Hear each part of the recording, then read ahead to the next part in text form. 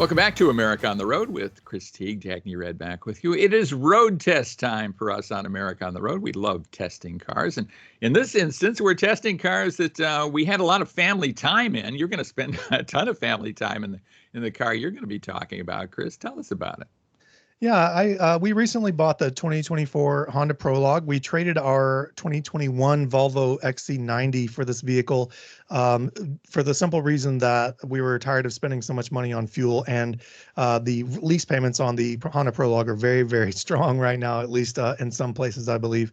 If I take a step back, you can get into the Honda Prologue for around $49,000, which is not cheap to start. We have the Elite all-wheel drive trim, which is the top trim, for almost $60,000. But before I go too far, I want to talk about tax credits and everything like that. So this vehicle, having been built by General Motors in Mexico, is eligible for the federal tax credit of $7,500. Honda offers conquest discounts. So I own a Toyota GR Corolla. We got a discount for that. Several other discounts, bringing our lease payment below $300 per month for 3 years. And so it was kind of a no-brainer for us to come from a higher price vehicle to this one. So taking a step back, Jack, have you driven the Prologue? I haven't. I don't think a whole lot of us in the media business have, actually, but I certainly haven't. Okay. Well, the Elite all-wheel drive trim, you get dual motor all-wheel drive. You've got 288 horsepower, 333 pound-feet of torque, and our vehicle is rated at 273 miles per charge. And I will tell you that in the summer here, we're getting probably closer to 250, 255, something like that, I think will be our average.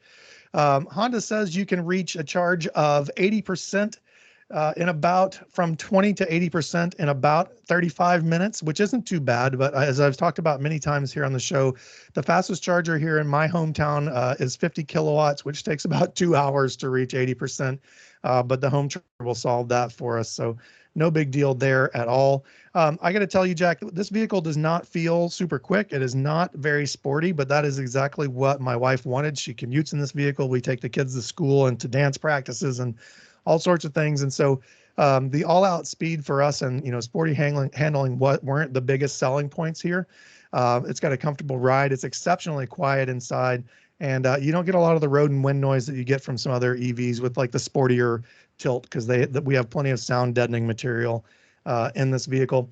I got to tell you, I think that Honda did a knockout job on the styling here. It's based on the Chevrolet Blazer EV, or it shares a lot of its underpinnings with the Chevrolet Blazer EV. But I like the styling better. I think Honda did a good job with the curves. It's a nice, smooth-looking vehicle. It's not sharp and aggressive like the Blazer EV is. So I appreciate that.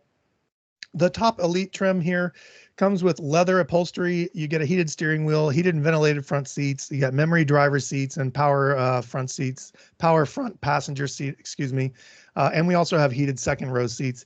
The front row of this vehicle is very spacious, Jack. You don't have the transmission tunnel that you do in something like a Honda Passport where, you have the bump. And so there's extra storage underneath the center console. The visibility out front is very good. The front pillars, the A-pillars, are very slim. The dash is low. It's something that my wife, who is only 5'1", says she really appreciates because she doesn't have to crane her neck to see over the hood when we're going over a hill or something like that.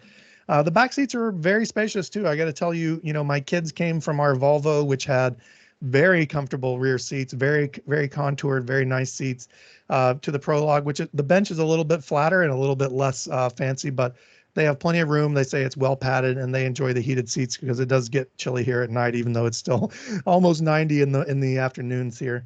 But I got to tell you, Jack, the two-row SUV formula for us, even though we are a family that could use a three-row, the two-row formula for us has worked well so far. Granted, it's only been about a month, but what do you think about downsizing from a three to a two-row SUV for a family? I think it can be done. It depends on if you have to do some carpooling or that kind of thing when you need a third row. I mean, I had 3 daughters, so I guess we could have got by with a 2-row, but we kept a 3-row just for others coming along. All that stuff.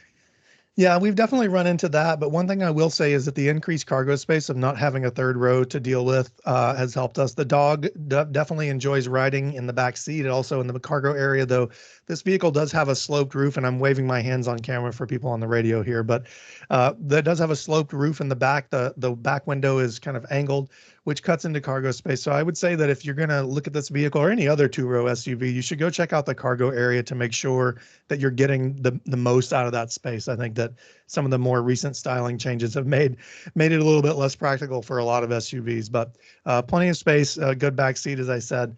The infotainment system here is something that I really get a kick out of, because if you're looking at the screen and the dials and the buttons on this vehicle, they're straight out of the Chevy Colorado that I drove a few months ago. You do have physical climate control buttons and a wide infotainment screen and a digital display, but the interface is nearly identical to that in the newer GM vehicles, which is not that surprising given the platform that it rides on. You get an 11-inch digital gauge cluster, an 11.3-inch touchscreen, wireless Apple CarPlay and Android Auto, and then a bunch of other stuff, Bluetooth. The base setup is a 6-speaker stereo. Ours has the 12-speaker Bose Premium and a panoramic moonroof. You get wireless phone charging, dual zone automatic climate controls, and the whole list. It keeps going. So what I'll say here is, though it looks like it came out of a GM pickup truck, the infotainment system functions better than I think Honda's own. It's got Google built in. We've talked at length about how Chevrolet and GMC's infotainment is straightforward and easy to use, and you get that here. So the interface is a little bit different, but it's very easy to use, and I got to say it's super snappy, so no complaints with that whatsoever. And then, of course, you get a full suite of safety equipment. Honda calls it Honda Sensing, but you get blind spot monitoring with rear cross traffic alerts, adaptive cruise control, lane keep assist, and the whole package there. So would I say that I would purchase another EV over the Prologue now, having owned it for a while?